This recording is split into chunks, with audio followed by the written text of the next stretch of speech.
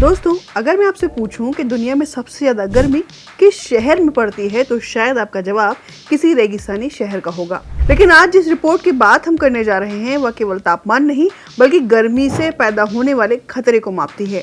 और इसी रिपोर्ट में भारत का अहमदाबाद दुनिया का दूसरा सबसे अधिक हीट रिस्क वाला शहर बताया गया है। तो सवाल है कि क्या इसका मतलब यह है कि अहमदाबाद दुनिया का दूसरा सबसे गर्म शहर है? तो जवाब है नहीं।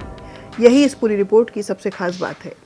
हाल ही में ऑक्सफोर्ड विश्वविद्यालय के शोधकर्ताओं ने sustainable cities and society journal में दुनिया के 10 लाख से अधिक आबादी वाले 205 शहरों का अध्ययन प्रकाशित किया और इस अध्ययन में इराक का अल-बसरा सबसे अधिक हीट रिस्क वाला शहर पाया गया, जबकि अहमदाबाद दूसरे स्थान पर रहा।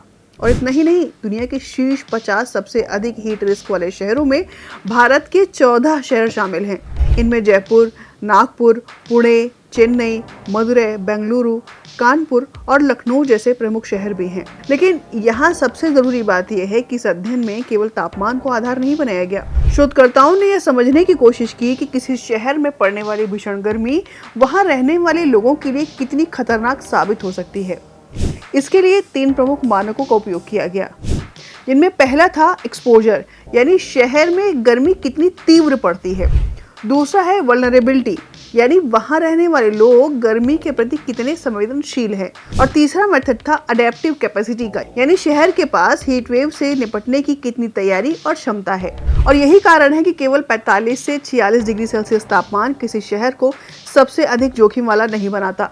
यदि किसी शहर में तेजी से कंक्रीटीकरण हो रहा हो, हरित क्षेत्र लगातार घट रहे हों, आबादी अत्यधिक घनी हो, बड़ी संख्या में बुजुर्ग और आर्थिक रूप से कमजोर लोग रह रहे हों, स्वास्थ्य सुविधाएं सीमित हों और अधिकांश लोगों के पास एयर कंडीशनिंग जैसी राहत उपलब्ध न हो, तो वहाँ गर्मी अधिक जानलेवा बन जाती है। और ऐसे में 38 से 40 डिग्री का तापमान ही जानलेवा साबित हो सकता है। और यूरोप का उदाहरण अभी हमने हाल ही में देखा भी है। ऐसे में अहमदाबाद का मामला भी कुछ ऐसा ही है। तेजी से बढ़ते शहरीकरण और अर्बन हीट आइलैंड इफेक्ट के कारण यहाँ केवल दिन ही नहीं बल्कि रात का तापमान भी अपेक्षाकृत अधिक बना रहता है।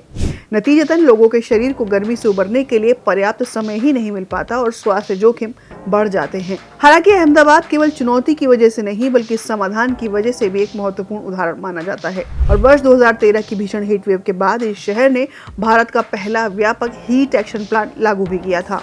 इसमें अर्ली वार्निंग सिस्टम, अस्पतालों की विशेष तैयारी, जन जागरूकता अभियान और संवेदनशील आबादी की सुरक्षा जैसे कई प्रभावी उपाय शामिल किए गए। बाद में देश के अनेक शहरों ने इसी मॉडल को अपनाया। इसलिए इस रिपोर्ट का सबसे बड़ा संदेश यही है कि जलवायु परिवर्तन के इस दौर में किसी शहर की सुरक्षा सिर्फ उसके तापमान से नहीं बल्कि उसकी तैयारी से तय होती है। दूसरे शब्दों में कहें तो 21वीं सदी में किसी शहर की असली पहचान उसकी ऊंची इमारतों से नहीं बल्कि उसकी क्लाइमेट रेजिलियंस से होगी।